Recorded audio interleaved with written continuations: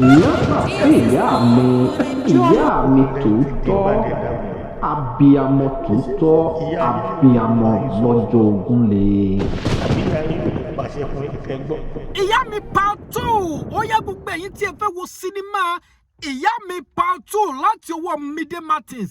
Ẹ súnmọ́ méjì kájọ wo fídíò yìí nítorí pé kíni gbogbo single mother nílò láti wo sinimá Iyami part 2 yìí nítorí pé kíni ó kọjá bẹ́ẹ̀. Gbogbo ẹ̀yin tí ẹ ti wo Iyami part 1 ẹ máa drop ẹ̀ sí comment section báwo ló ṣe rí lọ́dọ̀ tí yín sẹ́yìn náà wà eager láti wo part 2 sinimá yìí nítorí pé kíni mi ò lè wait láti wo part 2 sinimá yìí. Ọ̀pọ̀lọpọ̀ ló wá ń béèrè lọ́wọ́ wa pé ìgbà wo gangan ni part 2 máa jáde.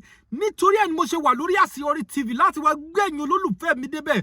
Tó o bá ti subscribe sí channel ó yá tẹ subscribe button kó ṣe kíni kó subscribe sí channel láti lè mọ time àti àkókò tí part 2 Iyami tó máa jáde. Mo kọ́kọ́ gbóṣùbà fún Mide Martins nítorí pé kíni iṣẹ́ ńlá lẹ ṣe o àǹtí Mide Martins. Ẹni tó kọ story Iyami part 1 yìí mo gbóṣùbà fún yín. Sinimá náà ní agbára sà.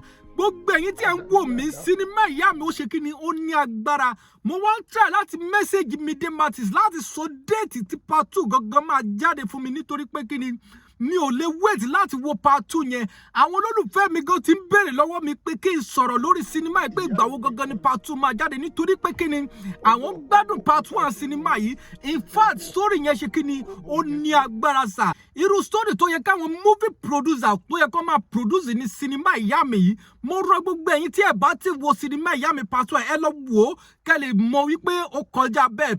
Part 2 ó máa jáde láìpẹ́ láì jìnnà. A ti ń try láti find out ìgbà tí part 2 máa jáde ṣùgbọ́n Mide Martins ò tí ì bá wa sọ̀rọ̀. Wọ́n fẹ́ kẹ́ ẹ jẹ́ part 1 díẹ̀ ni. So tí wọ́n bá ti bá wa sọ̀rọ̀ pé time báyìí ni part 2 máa jáde, màá wá sórí ìkànnì ìyẹn Àṣeyọrí TV láti wá sọ date tí part 2 yẹn tó máa jáde fún yín lórí YouTube tí gbogbo yín á ṣe kíni tẹ́ ẹ̀ tún láǹfààní àti jẹ̀gbádùn ẹ̀ gẹ́gẹ́ bí ẹ ti ṣe jẹ̀gbádùn part 1.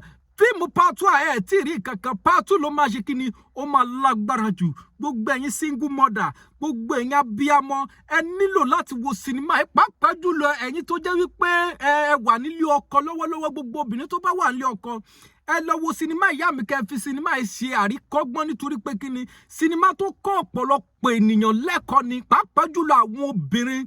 Sinimá yìí máa kọ́ wa ní ẹ̀kọ́ o. Gbogbo ẹ̀yin tẹ́ ẹ ti wo part 2 ẹ jẹ́ ká mọ̀ ní comment section. Ẹ̀yin náà ẹ sọ nǹkan tẹ́ ẹ rí nínú sinimá ẹ sọ ní comment section kẹ́dẹ̀ máa sọ fún Mide Martins pé kó drop part 2 pé ẹ fẹ́ wo part 2 nítorí pé kíni ó lágbára jù.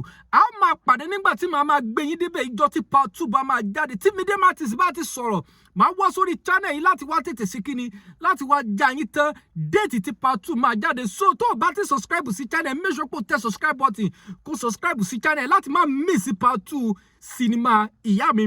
Mo dúpẹ́ lọ́wọ́ Mide Martins mo tún gbé fún yín ẹ kú iṣẹ́ takuntakun ẹ̀dẹ̀ kú iṣẹ́ ọgbọ́n ẹ kú iṣẹ́ ọpọlọ lẹ́ṣẹ̀ nínú sinimá Iyami. A rí lè gbé fún yín àdẹ̀ gbádùn sinimá yìí a máa dùn yín sí lágbára Ọlọ́run. Mo gbé fún yín o. A máa pàdé ní next video mi tó bá subscribe sí channel yìí o. Ire o.